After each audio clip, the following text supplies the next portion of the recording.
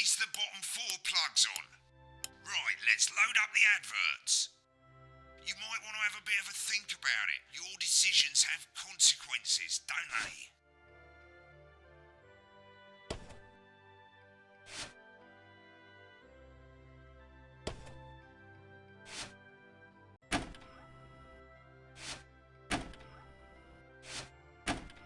Right, you can see they finally got the old headline system up and working again, and the vision mixer's already in headline mode because headlines always come at the start. It's really simple, mate. These 2 buttons at the bottom of the vision mixer, you can see they now have A and B on them, and they're to help you pick image A on the left bottom screen here, or image B on the right bottom screen here. It's really simple. This little clock here will count down the number of seconds you have to make your decision. Provided you make a decision in that time, you're fine. And you can change your mind as much as you want until the clock reaches 0. But if you don't make any decision, you'll be fired before you even get to make another choice. I just want to say one more thing, mate. The pictures you choose to show of these people, well, that's how the public is going to perceive them, and that's going to affect their lives. So like with the adverts, choose carefully. And we're off. Good luck, mate. If I get time, I'll call you back in the next break. Yeah, I'm coming, darling. Yeah, I wouldn't get one of those. My friend Janet says theirs gets really hot. Is this Janet who thinks dogs have their own secret language? Yeah, the one that mistrusts the moon. 10 seconds, everybody. Not the best source of consumer advice, then. Don't blame me when it explodes. Going in 5, 4, 3. Time to go over to Jeremy Donaldson for tonight's national. Good evening, I'm Jeremy Donaldson. Our main headlines tonight. Destination unknown. At the end of Advance's first full week in office, we ask exactly who's leading this charge. Tonight, I'll be discussing what the new future might hold with a leading economist and radical free thinker. With the country's wealth creators in a state of panic and unfavourable rumblings already heard from overseas, I'll be asking my guess whether Advance can deliver on even a fraction of their manifesto promises. Out with the old, Rimington's Fist have appointed Sophia Rimington as their new CEO. The following photo, taken from our archive, gives us a sense of this influential young firebrand who, at the tender age of 23, becomes the youngest female CEO in history. Sophia Rimington has always impressed. She was top of her class at university and graduated with the highest honours, immediately being asked back to lecture. The markets have responded favourably to Sophia's appointment, with stocks rising 30 points in light of the announcement. In her first press conference this afternoon, Sophia announced a children's toy named Mr. Snugglehugs. Sophia promises it'll be all the rage this Christmas, but concerns have been raised about the product's safety. Making a splash. Intrepid scientist Dr. David Wong and marine biologist Ingrid Swarsborg-Horgensford have today set off to explore Dante's taint. The recently discovered cave system was previously thought unreachable, but thanks to a new breakthrough in underwater flower technology, the pair hope to successfully reach the imposing central cavern and the undiscovered plant species it contains. This is, of course, only the latest in a series of successful expeditions for this unlikely pairing. In a joint statement about the dangers their team might face, the pair stated, "We will face the plentiful challenges together like we always have." Playing the field, rumours abound as sporting legend Johnny Hamsleeves is snapped leaving Bush, one of the capital's hottest clubs. The footballer was caught while out celebrating being named Sports Personality of the Year last week, as reported by this very programme. Johnny is seen here with socialite and performance artiste Tiffany Lamore, whose recent show, Snatched Inside My Snatch, has kept her firmly in the public eye. Could romance be on the cards for these two budding A-listers? And Griever's bodily charm. With Advance promising a radical new position on crime, how afraid should we actually be? I'll be going live around the country to talk with people who've seen the criminal justice system, with more and more powers passing to the police, and less oversight. Are we using an Advance-shaped sledgehammer to crack a nut? All that, and mega morph with a group of young actors already experiencing the positive side of the new Assets and Wealth Act firsthand. They'll be talking and performing later. That's all coming up on tonight's National Nightly News.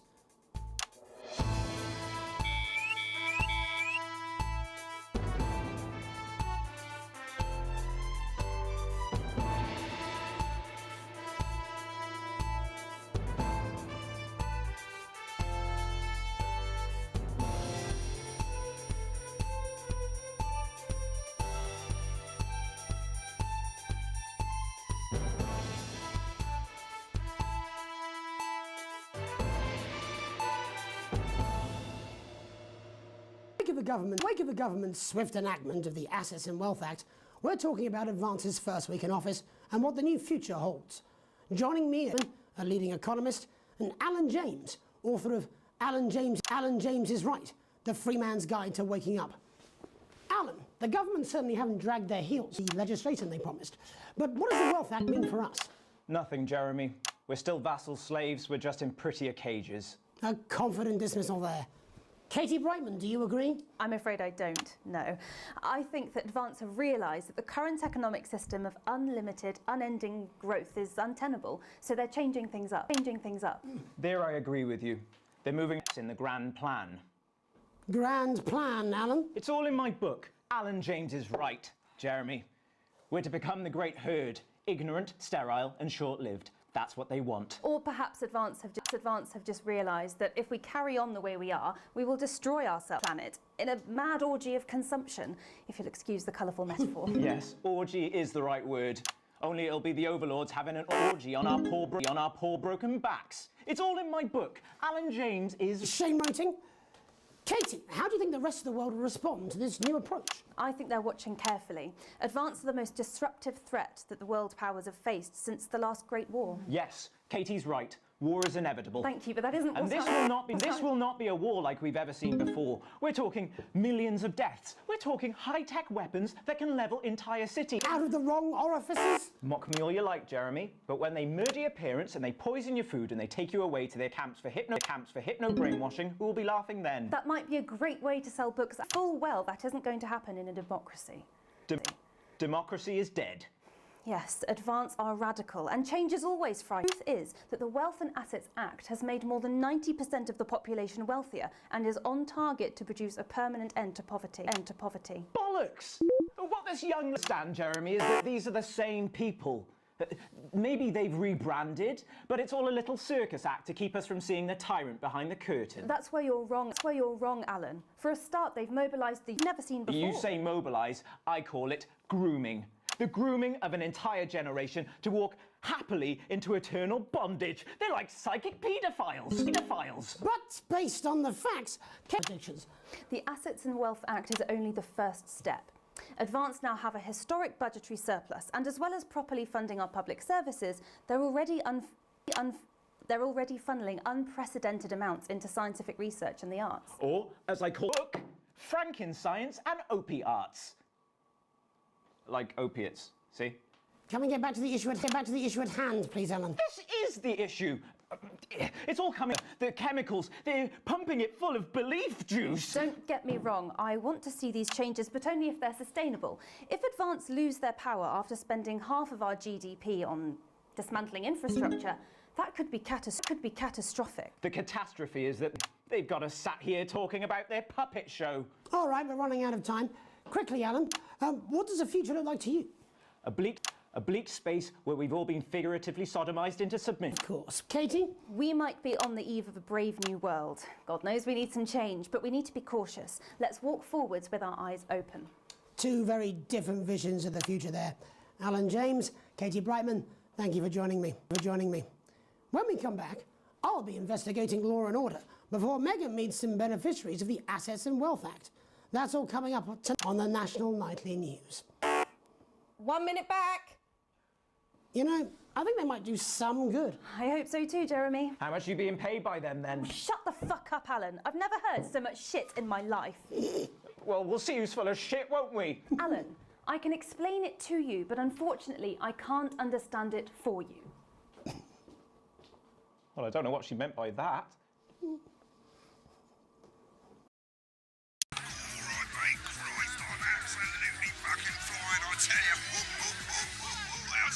Actually, fuck it, I don't care, I hate the fucking news. Oh, bloody hell, I love this tune, though. All right, mate, see you later, bye! I'm just saying I'll do what I can, that's all. Bullshit, you will. She's good. You know she is. I've said a bit of word in, that's all I can do. 10 seconds, everybody. Is little JD scared of the big bird caught you with water? If that sticks, I'll destroy you. 5, 4, 3. Welcome back. In our second segment, we're going to be taking a deep dive into the state of law and order in our country. Advance have already tasked what they are calling a solutions team to move this serious social problem to the top of the list. Tonight, we go behind the headlines to meet the people who live with the criminal justice system every day of their lives. First up, we have Gregory Judge, a lawyer who sees the problems close up on the front line. Can you hear me, Gregory? Yes, I've got you, Jeremy. Thanks for having me. What's it like on the front line of the hard face of the cold hand of justice? Well, as you can imagine, Jeremy, we are massively understaffed in this country. We're working every hour we can just to try and cope with the caseloads on our desks. Which must affect the quality of support you can offer. Well, we can barely keep up with demand, Jeremy. There just simply isn't enough being done at a systemic level to relieve the problem. Greg? We need more support from ministers. What are you doing? We need change at a structural level, I'm Jeremy. leaving, Greg. Not a good time, darling. It never is it? I'll be at my mother's. Just hang on.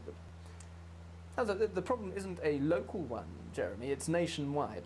Just give me... I'm talking to Jeremy Donaldson. Oh, have you mentioned your affairs? No. Well, the affairs of the Justice Department that we should be concerned about. Hello, Mr. Donaldson. Hello, Mrs. Judge. We need legislation to relieve the pressure on our public Sorry servants. to interrupt the news, Mr. Donaldson. Can I have a moment to tell my husband I'm leaving him? Yes, I understand. Quite the picture of a burdened legal sector there. Gregory Judge, thank you for joining us. Next, I'm joined by Police Chief Constable Bob Peel, a man with a very different perspective on our nation's crime. Do you think there's a problem with the system, Bob? I'm sure we all do, Jeremy. I'm sure we all long for a return to the days when you could safely walk the streets of your community at night, looking in through windows and generally enjoying your neighbours without the risk of being terrorised by some thug with a knife. Or kosh. So you feel the streets simply aren't safe anymore? Where have we gone wrong, Bob? Well, that's not a simple question, Jeremy, but I think it all comes down to moral decay. We've diluted our culture and lost touch with what it means to be a citizen of this once great country. Also, as the vicar noted in Sunday's sermon, we probably shouldn't have banned hanging. And to what do you attribute this moral decay? Foreigners, gays and gypsies mainly. It's all in the Bible. Look, Leviticus clearly states that... Oh, bugger, hang on a moment. Jeremy, a bloody gimp's escaped. Delia, could you give me a little help, please, dear? As I was saying, Jesus didn't like immigrants much, did he? And just to be clear, you think it's the immigrants who are responsible for the moral Yes. decay? Absolutely, Jeremy. Back in your box, Clive. Back in your box. Delia, I really could use a little help with this. Oh, sorry, darling. I was spaying the badgers. Yes, I'm talking to Jeremy Donaldson. Clive, could you put him back in his box? Oh, Clive, you know it's Wednesday. You go back in your gimp space. And Off you go. whose Back responsibility in- is it to make a change, Bob? Well, it is certainly not the responsibility of the decent, good, white people of Darling, this... where's the padlock? Oh, hold on just a moment. Oh, Clive, this simply won't do. Naughty, naughty, naughty boy. Mummy said get in your Clive, gimp I am space, not having this didn't she? again. Mummy said get back in your gimp space. No! Naughty! You beast, Clive! You As I was saying, Jeremy, moral decay. Crime is the responsibility of the criminal, no one else. Look, everyone has a sob story, but we don't all end up as barbarians, do we? Look, when our daughter Alice comes home with an A-, does she go on a killing spree? No, she takes 3 of her pills and hides under the stairs like a normal child. Thank you, Bob. Bob Peel there, really locking down the police's position on morality for us. And finally tonight, hopefully uninterrupted, it's time to get to the heart of the matter. Tony Dawson has recently been released from prison after serving 3 years for aggravated assault, burglary and menacing a swat. He's agreed to talk to us today, which is also, I believe, his birthday. Many happy returns, Tony. Cheers, Jez. Call me Titwank Tony. Everybody else does. No, I'm not going to be doing that. Can you tell us what it's like in prison, Tony? Titwank Tony. Hey! Prison's a mixed bag. Structure's quite nice, but it's a constant battle against institutionalisation, as you can imagine. And obviously, titwanks are quite hard to come by. I'm picking up that you're not alone there, Tony. Titwank Tony. Yeah, sorry, my friends are throwing me a surprise party. Good bunch of lads. Okay, well, we're trying to let you get back to that part possible. First, let me ask you this. Time spent in prison helped to rehabilitate you in any way, Tony? Titwank Tony. I don't think it's as easy as that, Jez. It's open! I think asking that is an oversimplification. It sounds like it's busy there, Tony, but let's try and soldier on. Since leaving custody, have you been able to find a new job? Yeah, all the boys are here. Big Chris, Oi, oi. Little Chris, Oi, oi. and Vampire Chris. This one's, yeah? Yep. One sec, love. Chitwang Tony's on the news. Rehabilitation's difficult with the current system, Jez. Just not set up for it, you know? It's inherently unjust.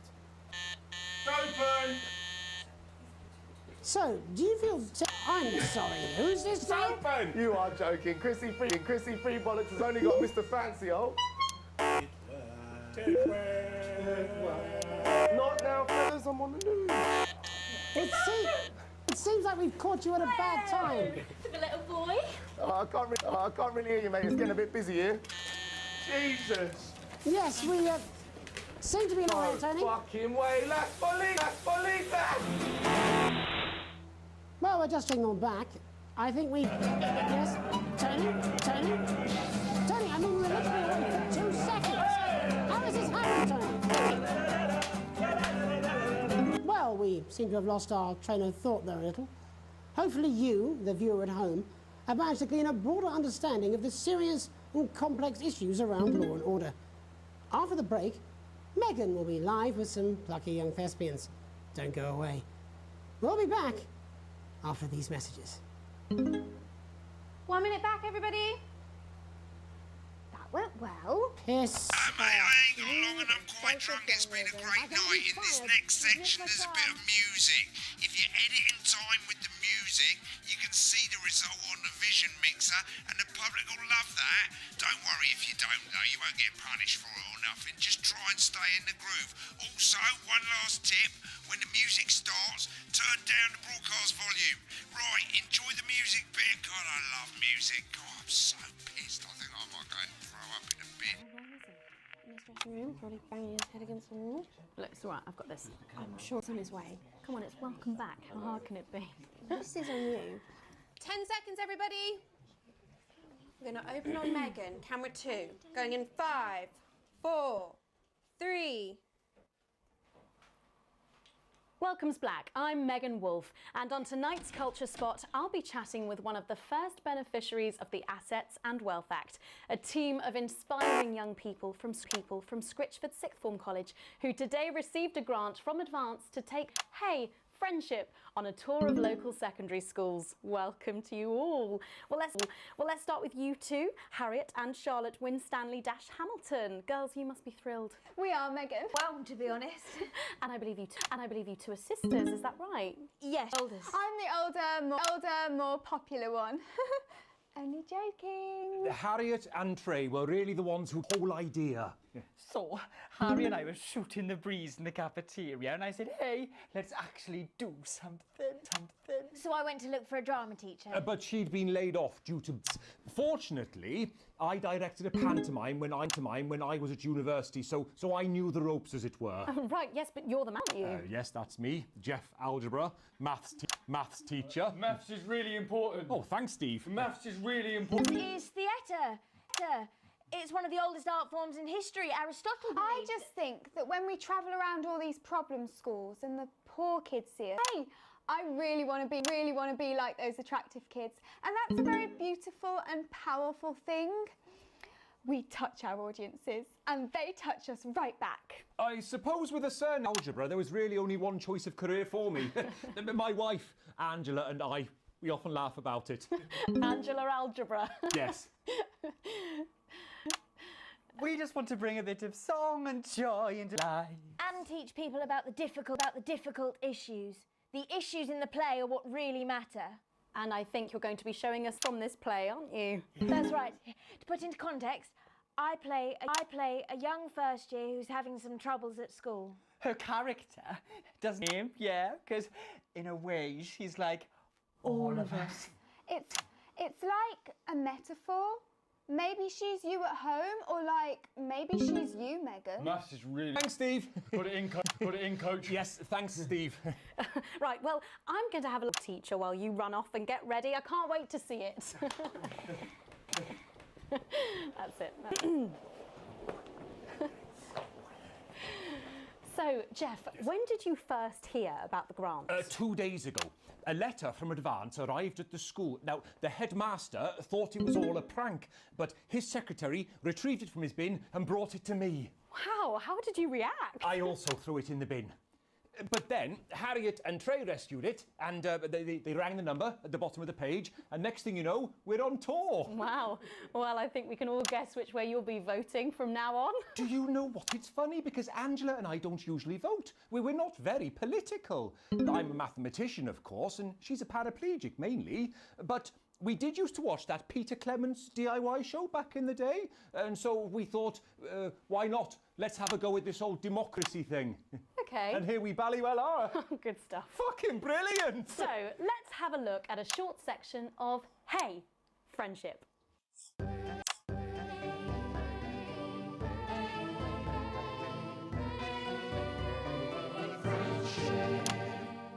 Dear Diary, I'm not sure I can take another day at this school. Another day of tears. Tears. Another day of fears. But still I walk the corridors alone. Alone. Dreading what might be around every corner. What's around the corner? What's around the corner? What's around the corner? Hi, Gary. Oh, heavens, no! It's Gary the Fist! Gary the Fist! Going somewhere, little first year? Great.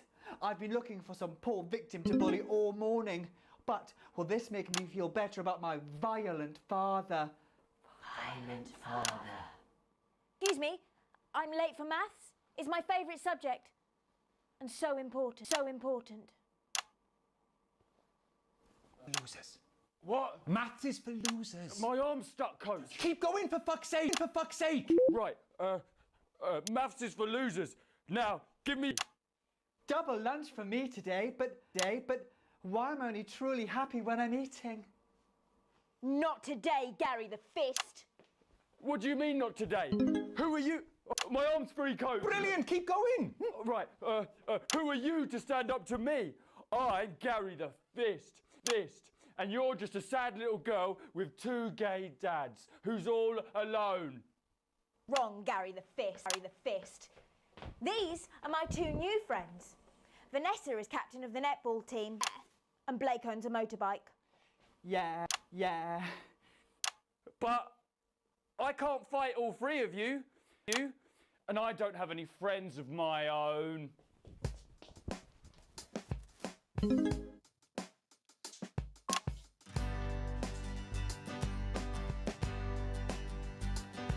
Take a look at me. Take a little look at my face. You, she could be you, and you could be me. Or you could be me. Life can be peachy. If you work as a team. It's my choice to be main. So stop now, make a different choice. Listen to that inner voice. Hey, listen up. I won't take no crap. And middle class girls can't rap. I ain't afraid of your cruel lads. I'm a mother loving rebel, but I still love maths.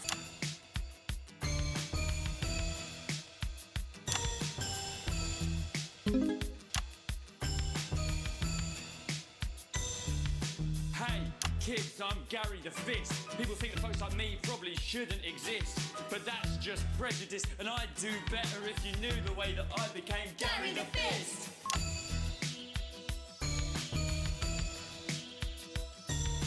I grew up on a council estate. The park was hip, but the flats weren't great. My dad used to come home drunk and late, and he'd hit my mum for dinner, he had to wait. Where's my dinner? Where's my dinner, woman? Don't make me ask you again. Hitting is wrong. I guess life's pretty hard on a council estate. Life's pretty hard on a council estate. Life's pretty hard on a council estate. Life's pretty hard on a council estate. Life's pretty hard on a council estate. Life's pretty hard on a council estate. Life's pretty hard on a council estate. It's so damn hard on a council estate. Life can be peachy keen. Yeah. If you work as a team. Just work as a team. It's your choice to be me. It's my choice. Now make a different choice. Listen to that inner voice. Friendship! Yes! Oh. Well, thankfully that's all we have time for tonight on the National Nightly News. Join us tomorrow night for all the headlines from across the country. My name's Jeremy Donaldson. And we're out. Oh, that was